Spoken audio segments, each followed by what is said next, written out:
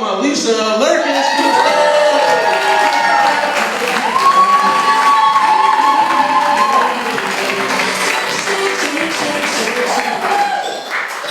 Well, hi everybody.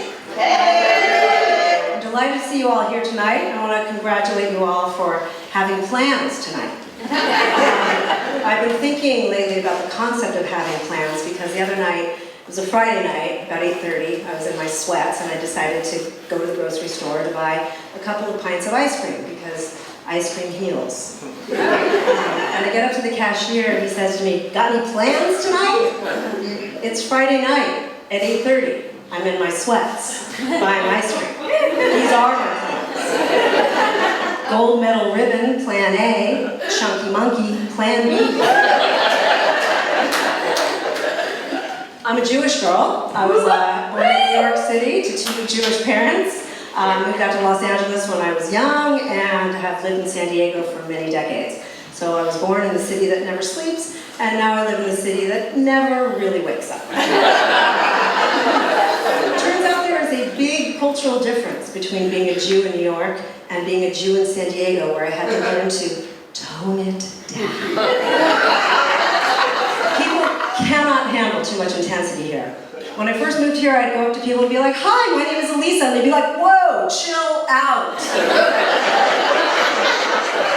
I was like, "Okay, I will try to talk slower, smile more, and try not to have too many opinions."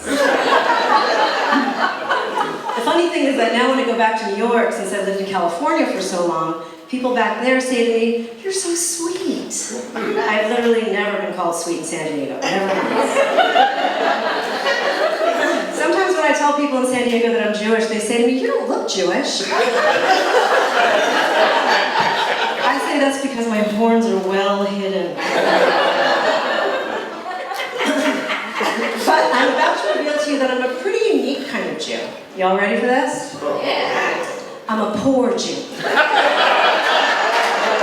I know. Who knew that poor Jews existed? Here I am. It's kind of embarrassing. It's like being a black person who can't dance. Ironically, I do fundraising for a living. I work at a university and I raise money for things like scholarships and other things because higher education is crazy expensive in this country. So as a result, I meet a lot of wealthy people. And you know the old saying that money does not buy happiness? Well, it's true. A lot of the wealthy people I meet are not particularly happy. But when I think about it, I'm not always particularly happy. So I am willing to take a chance on being wealthy. So if you want to throw money at me, have at it. I'm ready. I've been happily married for 29 years, but throughout my life, strange men have come up to me and said odd things that no woman really ever wants to hear. For example, when I had just finished all of my requirements to graduate from college, and I was so excited, I knew I was going to graduate, and I was sitting at a bus stop, reveling in my joy, and a man came up and sat at the bus stop, and he kept looking at me, and I was trying to ignore him, staying in my joy. He kept looking at me. And finally the bus came, and I stood up, and he said to me, "That's a real sexy little mustache you've got." And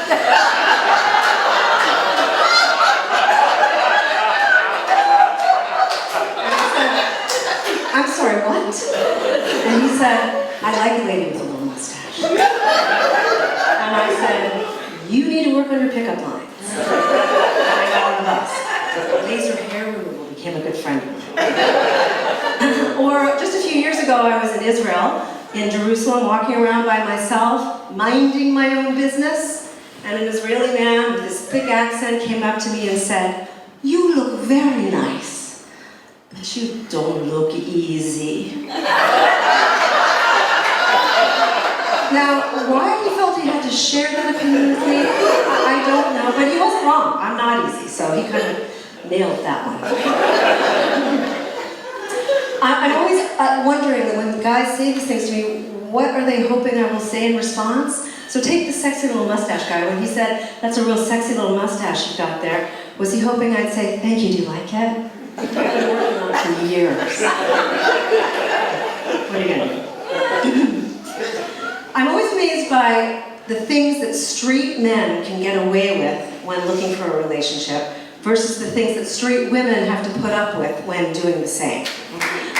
For example, my 25-year-old straight son, charming though he is, recently told a woman on a first date that he was getting ready to have hemorrhoid surgery.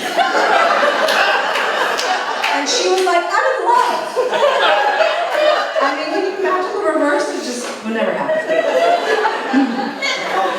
This is one of the many reasons why I love gay men. I was raised by a gay dad, and I have 2 sons, one of whom is gay. I like to joke that I love both of my sons equally, even though one of them is straight. My gay son was obsessed with roller coasters from the time he was a young child up until young adulthood. He could tell you anything that you would want to know about any roller coaster around the country, probably the world. And when he went off to college, we still had a shared cell phone family plan. And one day, my husband came home and said there were 2 new charges on our cell phone bill. One for Roller Coaster Tycoon, and the other for Grindr. I knew who the culprit was for both of us. But the thing about homosexuality and Jews is we don't really make a big deal about it. I mean, even when my dad came out in the 70s, very quickly my grandparents went on to have a loving relationship with him. It really wasn't a big issue. My grandmother, his mother, did have a theory about what, quote unquote, turned my dad gay, because she did not want to take responsibility for this. Her theory was that my dad never should have been in the room while my mother was giving birth to my brother. She thought that he took one look at a vagina in that state and thought, nope, that's it, it's dicks for me from here on out.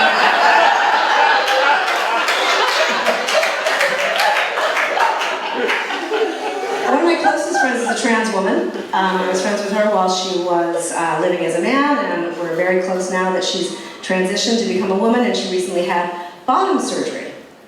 She told me recently that learning the names of the different parts of the vagina is very confusing. For example, there's the labia majora and the labia minora. What the hell is the labia minora? I mean, as a Jewish person, when I hear the word menorah, I think of Hanukkah. And then I just wonder, did some biblical vagina burn for 8 days? I mean, talk about a burning bush. Maybe it was a yeast infection. But then when I think about the Bible and being Jewish and yeast, then suddenly it's Passover, and we cannot eat leavened bread, and so no wonder we eat matzah. That's it for me. Thank you.